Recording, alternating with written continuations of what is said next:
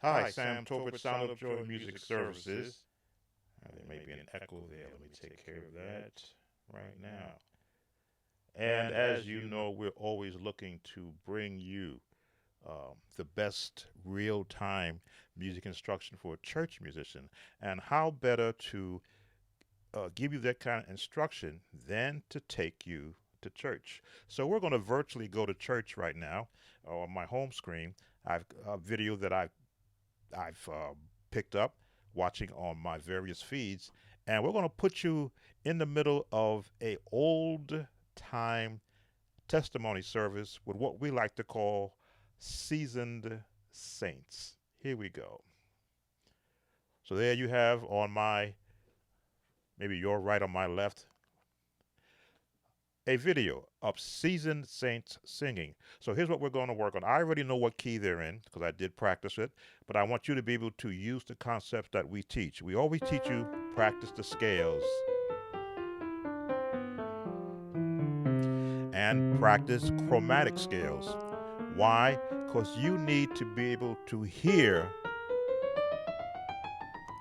where the notes are when you're playing by hearing. We often hear the term play by ear. No, you play by what you hear. You hear an audible tone, you go to a piano, and you try to disseminate from your hearing where that tone emanates, which will give you the scale. Let's take you to church and let's work on getting our key, the pitch we're in. Here we go. Okay. Nice harmony. There's our key right there.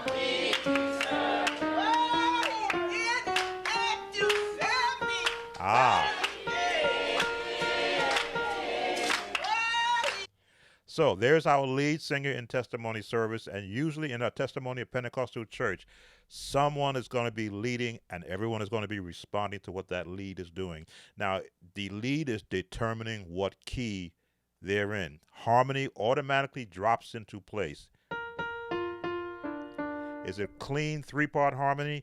Not all the time, which is good because that will now leave you space to create chords around it. So let's work off the Nashville number system, which I am in the process of getting a better understanding. The Nashville number system works off the root key being your number one, number two being a minor, the next key, the third key being a minor, your fourth key being a major, your fifth key being a major, your sixth being a minor, seventh key being a diminished, and now you're back to your root key.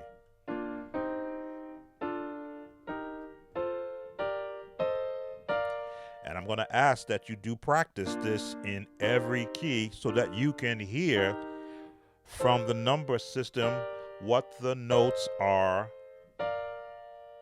that are your root or your main dominant keys. So let's go back to the beginning and let's try to see where those Nashville number system chords will fit. Here we go. Okay, there's the one. The number four. The one. Okay, that's basic. There's your one. You're still in the one. Still in the one. They're going to change to the four. They're in the four. They're going back to the one. Listening. There's the four. Back to the one.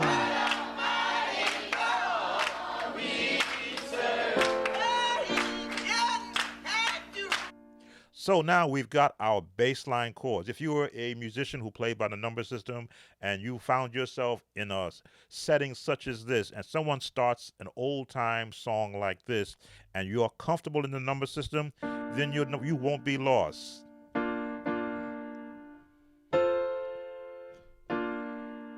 Woke me up this morning, started away, did What a Mighty God, 4, That gets you through the service as a musician if you're in the learning phase.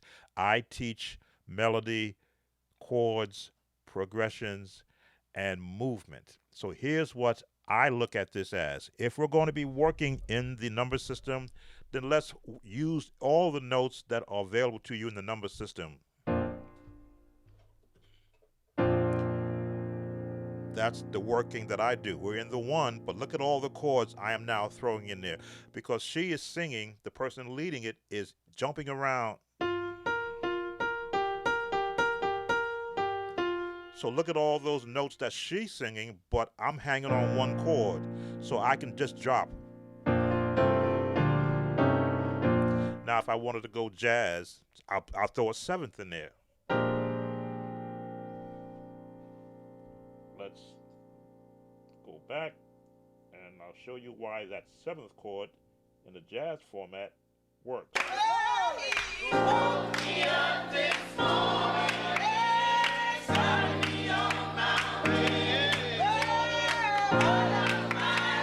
Seventh.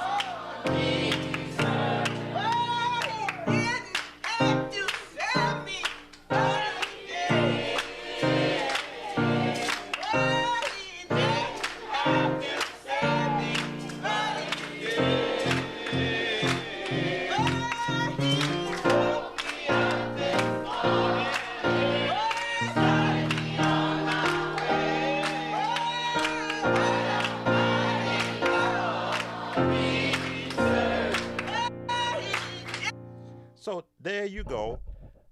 In the number system, yes. But what did I do? Because she is floating around a melody which she is creating, I am borrowing now the other notes that are available to me in that scale.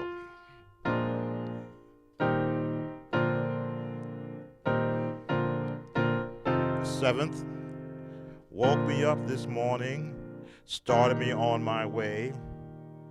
Didn't have to do it, but he did. Now, as you can see, I also did some actual rhythmic movement to it. But this is the type of I won't say scenario, but the setting in my earlier days as a musician, when I got my opportunity to play for a service, and I was the lead and only musician, I said, well, gee, I love the big band sound. I love the movement that the big band music gives me. As you can see, I can just jump around.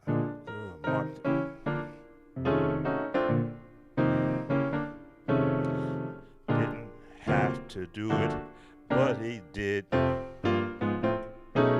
He woke.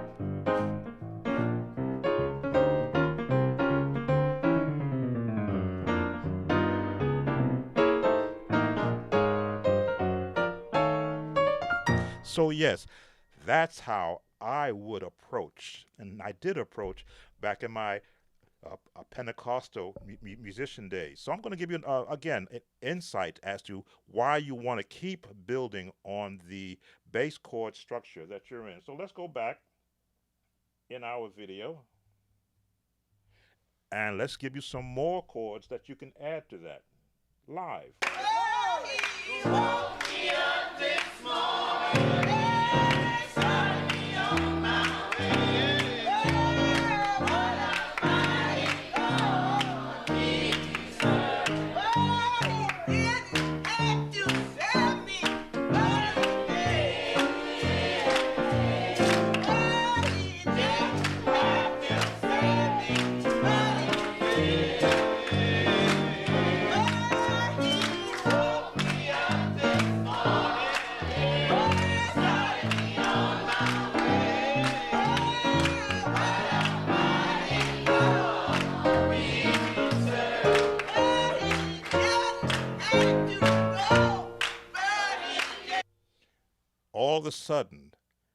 All of a sudden, the music is changing the chords. Now, they're staying in their bass chords, which is okay, because that's where vocals can be comfortable and what they're familiar with. But when you begin to accompany it and begin to add elements of jazz, the sevenths diminish, the minor sixes,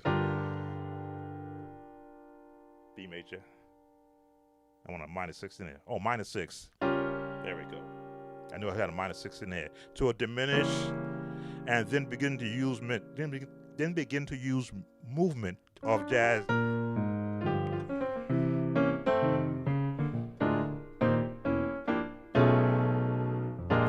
It adds a flavoring to the singers, and trust me, if I was in that church, there was in this video. There's no musician, which makes this a good lesson video. I'd have that church rocking because I would be pulling the stops out when it's at this tempo, which means I have space for movement because that's what I have practiced. And this tempo is common for your senior congregations. They love this style. Some folks may call it's the Baptist style. Nothing wrong with the Baptist style. That's like for me, that's like old school jazz. I can just drop in there with chords that I've got ready and waiting, sitting in my armament of chords. Just let them out and drop a run.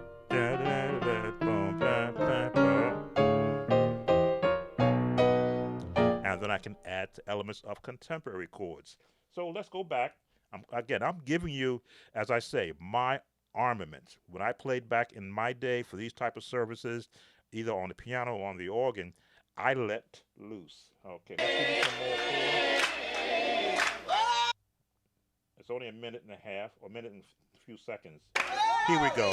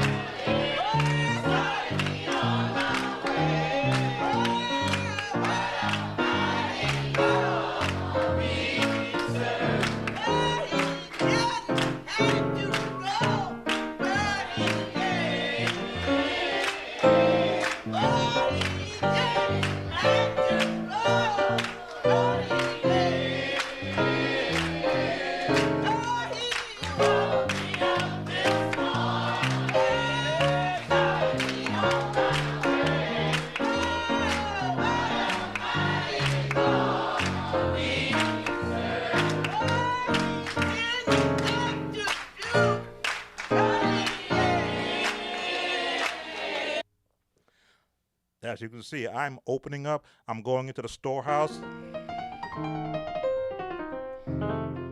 because the path is always going to be there. The lead singer has set the path. Because you know that is the path, you know the scale, you know the chords, which are basic, and then you know how to add a seventh, a minor 6, a diminished. Go to your contemporary chords.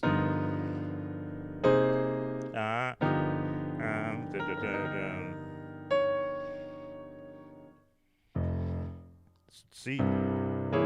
There we go.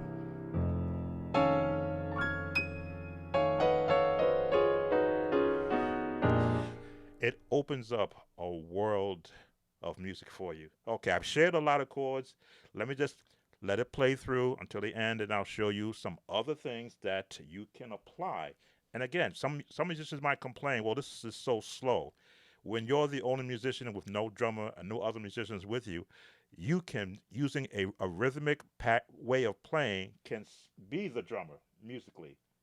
Let's let it go a little bit more than we did, and I'll give you some more of the way it was with me.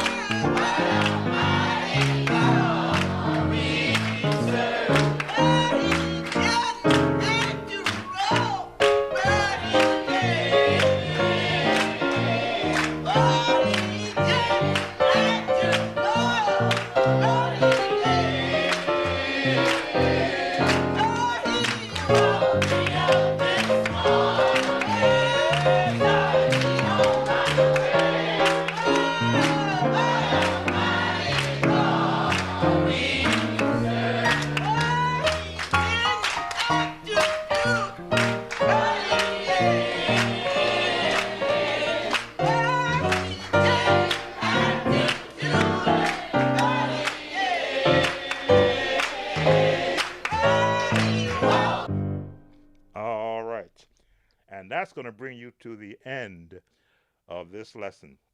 As I say, music is supposed to be invoke the emotions of those who are listening and the ones that's actually playing. Learn all the chords you can. Look at other genres of music to pick up tips and techniques. I will try my best to share every technique that I used as a church musician. Enjoyed?